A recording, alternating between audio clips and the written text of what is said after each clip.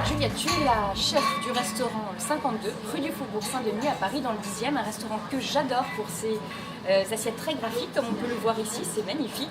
Tu nous as préparé un plat que tu viens de mettre à la carte. C'est un porcelet qu'on a fait revenir dans un caramel aux épices, notamment avec du poivre de Séchon, Oui. qu'on fait en fait cuire pendant entre 7 à 10 heures. Donc tu l'as préparé déjà hier pour la Voilà, cuisson. absolument. Et qu'on vient presser toute une nuit. D'accord. Le lendemain matin, avec le collagène du porcelet, ça s'agglomère et on peut avoir un beau pressé de viande. D'accord. Cette sauce qu'on a récupérée, on l'a réduit et on vient la laquer en fait au moment. Avec du soja?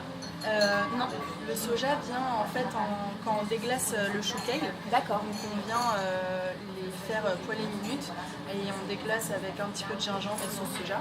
Ok. Et on a aussi des topinambours qui sont cuits dans du beurre. Ouais, ça sent bon là, on sent bon bien le beurre et ça sent hyper bon. C'est vrai, c'est gentil. Alors, je te propose de goûter avec ça un vin.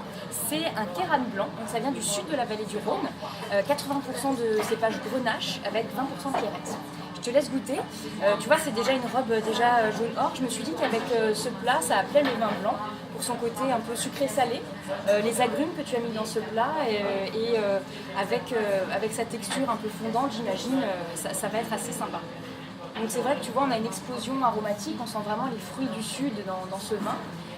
On sent les fruits jaunes, on sent un peu l'abricot, on sent aussi un peu les agrumes. C'est excellent, c'est très très fin. Et alors ce que j'aime beaucoup, c'est cette texture très très onctueuse, vraiment ça fond en bouche, c'est vraiment tout l'intérêt de le cuire pendant très longtemps, hein, j'imagine, et puis ce pressé qui fait qu'on a beaucoup de goût dans ce plat. C'est excellent avec les agrumes. Les clémentines, en fait, on vient les snacker et après on les fait dans un vinaigre d'agrumes et un vinaigre balsamique blanc qui va apporter un peu ce sucré et qui vient ramener un peu de peps qui va très bien en fait avec, je trouve, le vin blanc. Ouais. Ouais, exactement, on a ce peps qui revient. On a un vin du sud, donc pas trop d'acidité non plus, parce que l'acidité finalement, elle est présente dans ton agrume, dans le plat. Mais on a le côté laqué qui va très bien avec cette amplitude, cette rondeur qu'on a dans le vin. Un vin très aromatique, donc un très bel accord de texture et d'aromatique avec ce plat.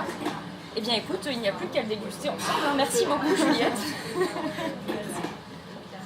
Pour plus de vin et de conseils de sommelier, n'hésitez pas à vous connecter sur sommelierparticulier.com.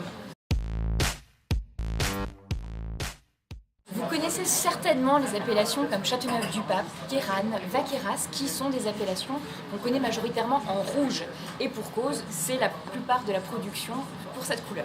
Mais n'oubliez pas que ces appellations produisent également des vins blancs, donc à majorité de cépage grenache. On a aussi un peu de clairette, par exemple, pour ce domaine Philippe Cartou, que j'aime beaucoup, on a une agriculture biologique. Et donc n'hésitez pas à découvrir les vins blancs du sud de la vallée du Rhône.